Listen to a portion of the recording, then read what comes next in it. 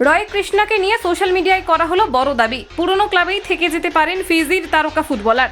দলবদলের সম্ভাবনা দূর করে ওড়িশা এফসিতেই থেকে যেতে পারেন রয় কৃষ্ণা। রয় কৃষ্ণা আগামী মরশুমে ভারতীয় কোন ক্লাবের হয়ে আদৌ খেলবেন কিনা সেই ব্যাপারে উঠেছিল প্রশ্ন। কৃষ্ণা নিজে জানিয়েছিলেন তিনি ভারতে আরও ফুটবল খেলতে চান। তাকে নিয়ে দলবদলের জল্পনা এখন তুঙ্গে। এখনও জোর দিয়ে বলা যাচ্ছে না তিনি কোন ক্লাবের হয়ে খেলতে পারেন। সোশ্যাল মিডিয়ায় রয়কে নিয়ে দাবি করা হচ্ছে আরও একটা মরশুমের জন্য ওড়িশা এফসিতে থেকে যেতে পারেন তিনি। দলবদল করার সম্ভাবনা থাকলেও তিনি পুরনো ক্লাবে থেকে যাওয়ার সিদ্ধান্ত নিয়েছেন বলে মনে করা হচ্ছে। এটিকের হাত ধরে ভারতীয় ফুটবলে প্রবেশ করেছিলেন রয় কৃষ্ণা। লাল সাদা জার্সিতে গোলের বন্যা বইয়ে দেওয়ার পর দিয়েছিলেন সুপার লিগের অন্য ক্লাবে।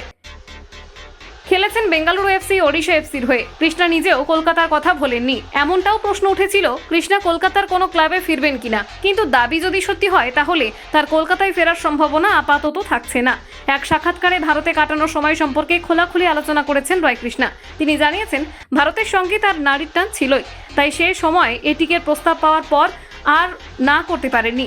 রয় কৃষ্ণার পূর্বপুরুষরা ভারত ছেড়েছিলেন ব্রিটিশ রাজত্বের সময়। তিনি জানিয়েছিলেন আমি অস্ট্রেলিয়ায় ফিরে যাচ্ছি এমন জল্পনা চলছে, কিন্তু আমি এখনও এখানেই খেলতে চাই, কারণ ভারতীয় ফুটবলকে দেওয়ার মতো রসদ আমার কাছে রয়েছে বলে মনে করি।